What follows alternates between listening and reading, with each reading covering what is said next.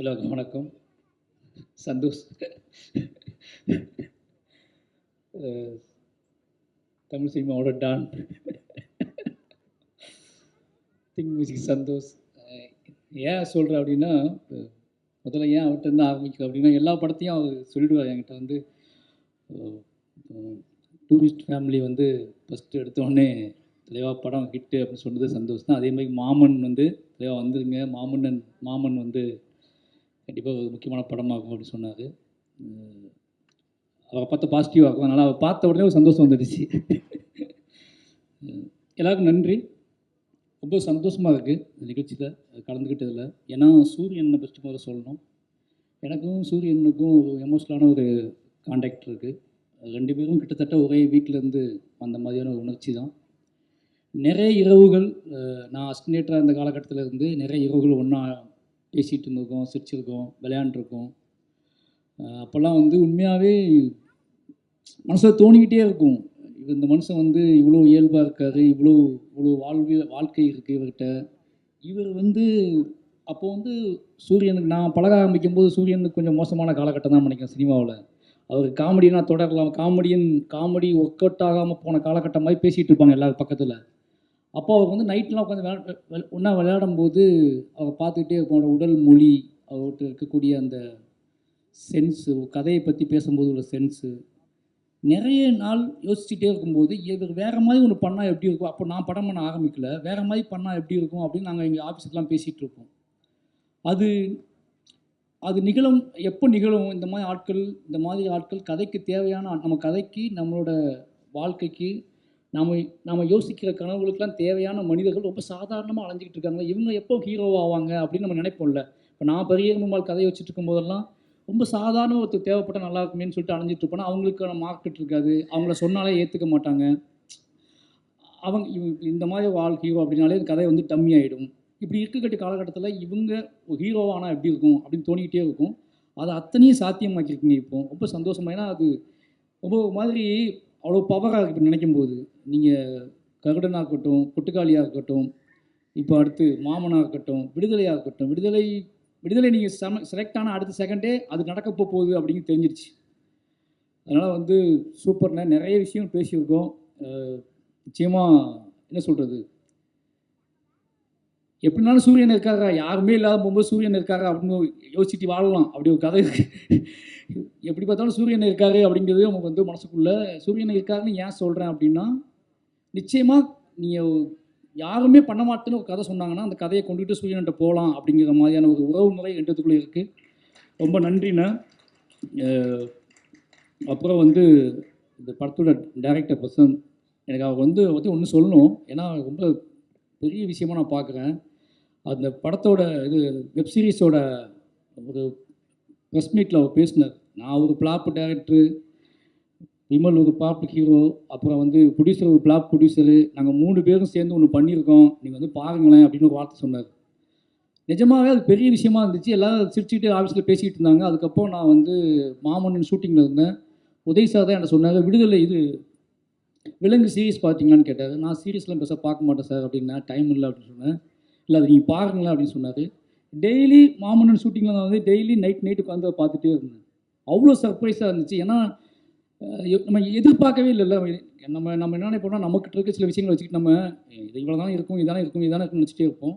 அவ்வளோ சர்ப்ரைஸாக இருந்துச்சு, லைவாக இருந்துச்சு. வெப் சீரிஸ் பார்த்துட்ருக்கோம் அப்படிங்கிற மைண்ட் செட்லாம் போய் ஒருத்தர் இவ்வளோ ஆழமாக இவ்வளோ விஷயங்களை யோசித்து இவ்வளோ மெனக்கிட்டு ஒரு பெரிய தோல்விக்கு அப்புறம் இவ்வளோ மெனக்கிட்டு இதை பண்ணியிருக்காரு அப்படிங்கும்போது பெரிய விஷயமாக பார்க்கப்பட்டுச்சு. அதுக்கப்புறம் இந்த படத்தை பார்க்கும்போது எனக்கு தெரியுது, அதை எதையும் யோசிக்காமல் சூரியன்கிட்ட வந்து கதை வாங்கி அந்த கதையை இவ்வளோ கலர்ஃபுல்லாக இப்போ சொன்னார் ரவிக்குமார் சொன்னார், எந்த அடையாளத்துக்குள்ளேயும் சிக்காமல் விலங்கு மாதிரி வெப் சீரிஸை பண்ணிவிட்டு அதுக்கப்புறம் மாமன்னு ஒரு படம் எடுக்கிறாரு. இதில் வந்து பாண்டியராஜ் சார் பேர் போட்டுக்கலாம், அதுக்கப்புறம் பொன்டாம் சார் பேர் போட்டுக்கலாம், அவர் பேரும் போட்டுக்கலாம். ஏன்னா கலர் டோன்லாம் அப்படி தான் இருக்குது. ஆனால் படத்துக்குள்ளே போனால் அந்த டைரக்டர் இருப்பார் அப்படின்னு சொன்னார். ரொம்ப ஆச்சரியமாக இருந்துச்சு. எதை பற்றியும் யோசிக்காமல் எந்த அடையாளத்துக்கும் சிக்காமல் சூரியனை கூப்பிட்றாரு, ஒரு கதை பண்ணுறோம், இந்த கதை நான் பண்ணுறேன் அப்படின்னு பண்ணியிருக்காரு. நிச்சயமாக அந்த படம் ஒரு பெரிய வெற்றி படமாக தான் இருக்குன்னு நினைக்கிறேன். ஏன்னா அது சந்தேகமே இல்லை. ஏன்னா ஒரு வெற்றி படத்துக்கு யாரெல்லாம் தேவையோ அவங்க எல்லாருமே இந்த படத்துக்குள்ளே இருக்காங்க.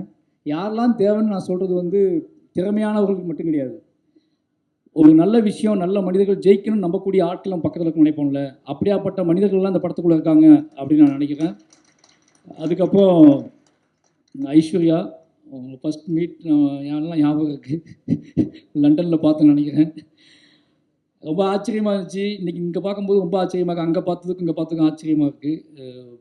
உண்மையாகவே சொல்கிறேன், நீங்கள் இப்போது சினிமாவை நீங்கள் இந்த படத்தை நீங்கள் ஓகே பண்ண விதம் ஒன்று இருக்கும்ல, அது அந்த ப்ராசஸை நினச்சிக்கிறேன். இந்த ப்ராசஸில் நீங்கள் நீங்கள் நம்புகிற விஷயம் நடக்கணும்னு நினைக்கிறேன். இந்த ப்ராசஸ் இப்போ நீங்கள் வச்சுருக்க ப்ராசஸ் மூலமாக சினிமாவுக்குள்ளே நீங்கள் அடையணுங்கிற இலக்கு சீக்கிரமாகவே அடையணும்னு நினைக்கிறேன். அதுக்கு வாழ்த்துக்கள். அப்புறம் கெத்து ஒய்ஃபு, ஏன் சொல்கிறேன் அப்படின்னா, உங்களை பற்றி தான் பேசிட்டே இருந்தார் என்கிட்ட இவர் சூரியன். ஒரு வார்த்தை சொன்னார், அதை இங்கே சொல்லணும்னு நினைக்கிறேன். ட்ரெய்லர் பார்த்து 2 பேர் பேசிகிட்டு இருந்தோம். தமிழ் சினிமா இருக்கிற வரைக்கும் அந்த பொண்ணு நடிக்குங்க அப்படின்னு சொன்னார். சீரியஸாக சொன்னார். நான் சொன்னேன் வந்து அந்த அக்கா கேரக்டர் அப்படின்னு சொன்ன அக்கான்னு சொன்ன அடுத்த செகண்டே அவன் வந்து ஐயோ எப்பா பெத்தார அது அந்த பொண்ணு இருக்க பிசாசுங்க, அது நீங்கள் எழுதி வச்சுக்கோங்க தலைவா.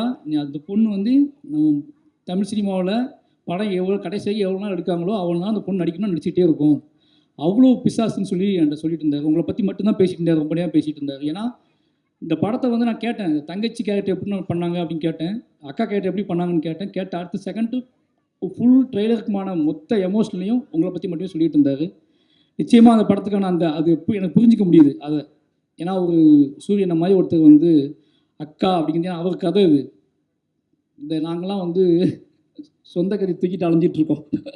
அதனால் எங்களுக்கு தெரியும் ஒரு கேரக்டர் எப்படி சூஸ் பண்ணணும். ஆப்போசிட்டாக கனெக்ட் ஆகாத வாழ் இருந்தாங்கன்னா அது தலையை வெடிச்சிற மாதிரி ஆகிடும். நான் படம் பண்ணும்போது அப்படி தான் ஃபீல் பண்ணியிருக்கேன். நான் சூஸ் பண்ணுற கேரக்டர்ஸ், நான் தேர்வு செஞ்ச கதாபாத்திரங்கள், நடிகர்கள் ஏதோ வகையில் விலகி நின்றாங்க அப்படின்னா அன்றைய நாள் எனக்கு வந்து மோசமான நாளாக இருக்கும்.